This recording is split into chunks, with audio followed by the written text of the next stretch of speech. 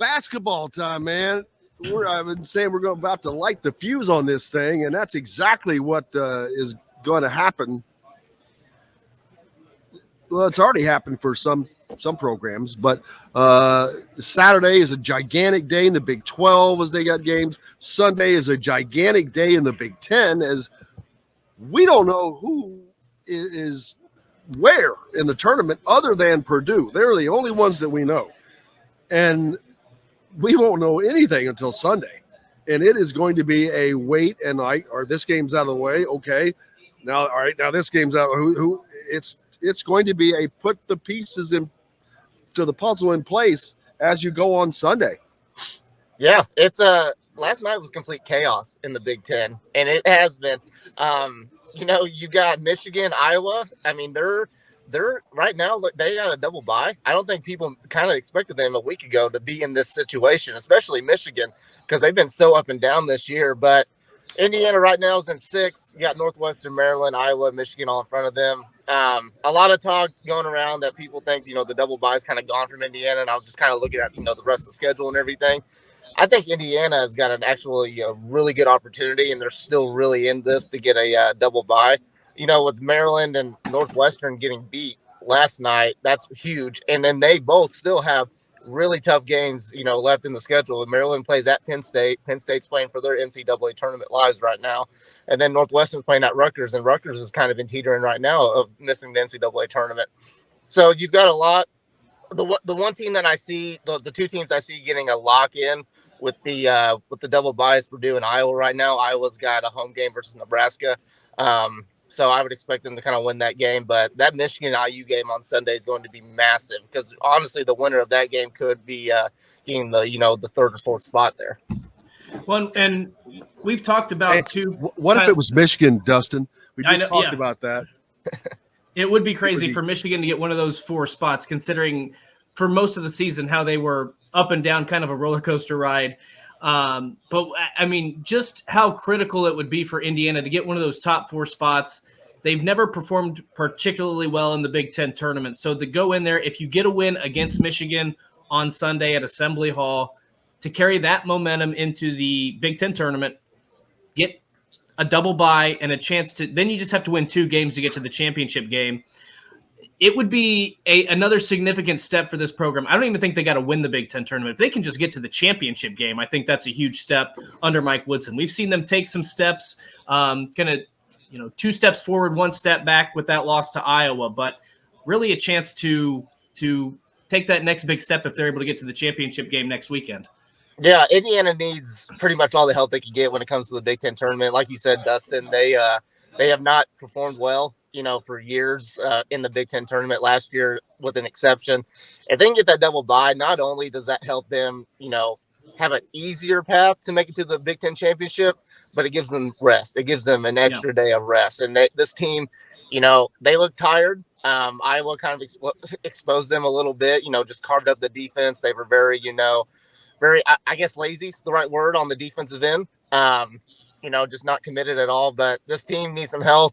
It also gives them a chance if Xavier Johnson is going to come back, which, I mean, it looks like it might be trending up that he might be able to play on Sunday. We'll see. But it gives them an extra day to incorporate him and see how they want to use him moving forward the rest of the season. So we'll see on that one. But Indiana, the double bye is very crucial for them. I think they have a goal of winning the Big Ten tournament this year.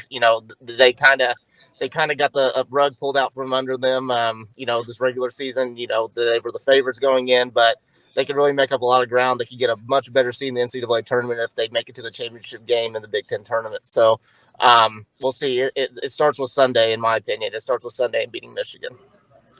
Yeah, Indiana has, obviously the game against Iowa where they got blitzkrieged. Not a good look at home when you are coming off of that big win over Purdue.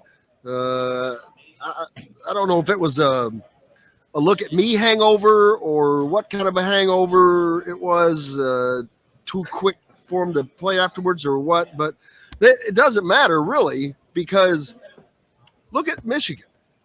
Michigan is the hottest team in the league by far. And look conference. Look at their schedule this week. Hell, they're at Illinois tonight and Indiana on Sunday. So that's a tough one. That's a Michigan's tough one not making excuses. They're looking at it as opportunities, and that's how you have to approach it, as an opportunity.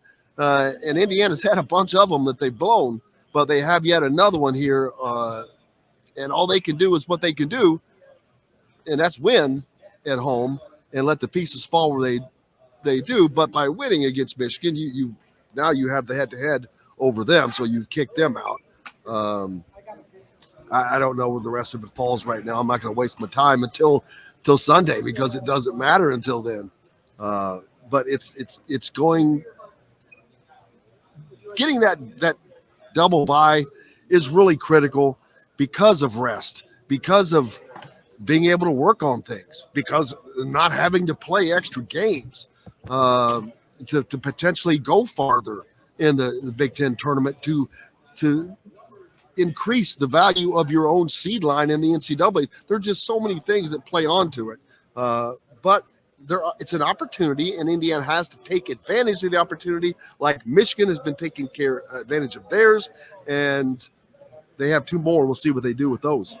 Yeah, obviously that Iowa game on Tuesday was a blown opportunity in the biggest form of blown opportunities. I mean, they came in at your typical, like you said, hangover game, it's your typical letdown game after a big win against Purdue.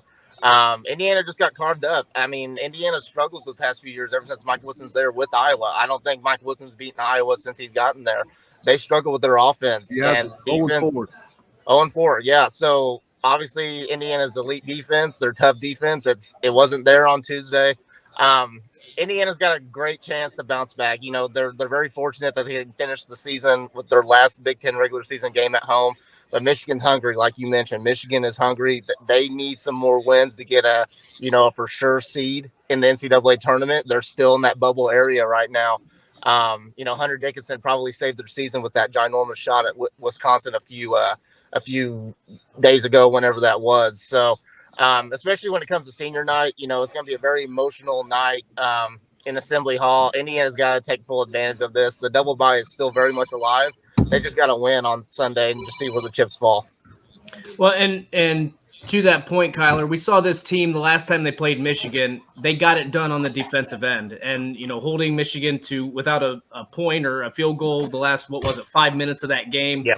They obviously didn't score a lot, but they got it done defensively. I feel like it's they had a quick turnaround from Purdue to Iowa, but now you get a lengthy a chance to kind of get your bearings back. I would like to see Indiana's offense perform a little bit better this time around than they did both in the Iowa game and the first time they played Michigan. Like, what do you suspect will be the game plan for this game on Sunday, and how can Indiana be successful against Michigan? Yeah, so I think it does start with the defensive end. Like Indiana, that's their bread and butter right there. That is what they build their team around. It is the defensive end. That's what got them past Michigan the first time around.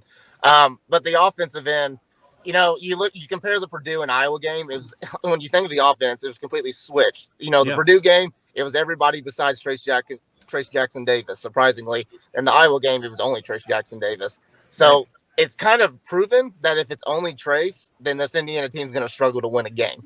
They got to have their supporting cast help. Jalen Hushafino's got to be a little bit more consistent. He's had some great performances, but he's also had games where he just doesn't show up. So he's got to get going. Miller Kopp, Trey Galloway, those type of guys got to get going, and they got to get some consistent production from their bench. Coming into the season, you looked at Indiana's bench, they were like, wow, this is going to be one of the biggest strengths of this team. Yeah. It has become quickly one of the biggest weaknesses, and you just don't know where it's went. You don't know where Tamar Bates has went. Malik Renew is still a freshman who's going to have up and down, so you can't rely on him necessarily. But as far as the Sunday's game, it starts on the defensive end. It's going to be a battle between Hunter Dickinson and Trace Jackson Davis, like it was the first time around. Indiana's got to try to stop Jet Howard if he's going to be playing. I don't know if he's back healthy or not, but you just got to start with the defensive end. You got to get stops, and you just got to be committed for 40 minutes. If you're Indiana. My complete take on the upcoming tournaments for Indiana, the one person that is key to them is Trey Galloway. They just simply have to get consistent production from him, and I say that because you cannot count on Miller Kopp. And if you count on Miller Kopp, then you are making a grave error. His inconsistencies are just unbelievable. He doesn't have the desire to be the guy. I mean, we've watched it for 2 years. So, and I don't mean that in a bad way. Maybe he's just too unselfish, but he has no desire to be the guy. He has no desire to be the guy's guy. I mean, he looks more like a facilitator than anything. The last game, he puts up 1 3-point shot in a game Indiana trailed by 20 points for 60% of the game. And he's not the only one. It's Indiana's offense. I don't necessarily blame him, but if I'm a shooter and I want to shoot and I'm in the game and I'm on the floor and I touch the ball, I'm going to find ways to get shots. He does not ever. He hits his marks always in a place that he's not, unless it's specifically to take a shot where he's hit a spot and set his feet so he can be set and ready when the ball comes. Well, that's great if that happens like that. You know, maybe they'll roll out the red carpet next time as well. You have to be ready to that's why Iowa kicked the crap out of Indiana. They weren't waiting to get their feet set. They were shooting the ball, and they were hitting the shots. Miller Kopp will not take a shot if it's not set and ready to go. Well, that's not Indiana's offense. Your Trey Galloway gets his shots off. He doesn't get as many off as I'd like to see him, but he gets them off because he tries. He knows he has to score. I don't know what is in Miller's mind, and I'm not trying to be negative towards him. The offense isn't geared towards him, but you can be more like Trey Galloway, and you gotta score, babe. I'm not going to disagree with what you're saying in terms of the inconsistency. Very wise of you. And I'm going to make this comment, and then I'm going to pass it off to Kyler to get his thoughts. We can talk about Miller Kopp being inconsistent, maybe not shooting as much as he should. I feel like I can make that same argument for Trey Galloway. Correct? I mean, not far. You not can. far. I mean, what I would amend to be picked. I wrote those two names down. And I'm like, all right, one of those guys they just have to count on him. And yes, one of those guys has to be the third Trey guy. Galloway has been a little more consistent absolutely more than Miller Kopp has been.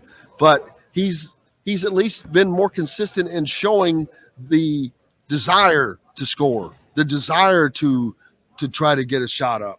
I don't see that from Miller. You know, one game he'll score 11 or 13 points, and then the next week you got to send out a search party for him. You know, when you're, like I said, that game last week, I'm like, okay, I'd love to know what your thoughts are when you're in a game and you're down 20-something points and you're the 3-point shooter and you're not looking to shoot. What are you thinking? What's the thought? Just curious. And I'm not being smart, Alec. I'm serious. I wonder what is the thinking. Because I mentioned I listened to Fran McCaffrey with Don Fisher before the game, and he talked about the Michigan State game, which they came back. He said, yeah, Michigan State was very happy to trade 2s for 3s with us, and we were very happy to oblige them. And so was Indiana. Right? Yep. Boy, they just brought that same blueprint and put it right to work, and nothing changed. Yep. And I'll just say this quickly because I know you guys are about to take a break. I think you can make the argument, other than Trace Jackson Davis, everybody else on that team is inconsistent. Anybody, even you could even go as far as Jalen Hood-Schifino. He's got the but you always get something out of him. I mean, I something. Agree with you, you get winning ways at the end of the day with him. But you know, you can make a case for every single one on this Indiana team besides Trace Jackson Davis. I mean, yes, I agree with you guys. Miller Kopp or Trey Galloway always really need to be that third guy. If Indiana wants to win games, you got to have guys step up. And I would even throw Tamar Bates in there as well. He's got to step up as well. Yeah. Big time. Or Indiana's not going to go far in any tournament these next couple of weeks. So that's kind of my thoughts on that.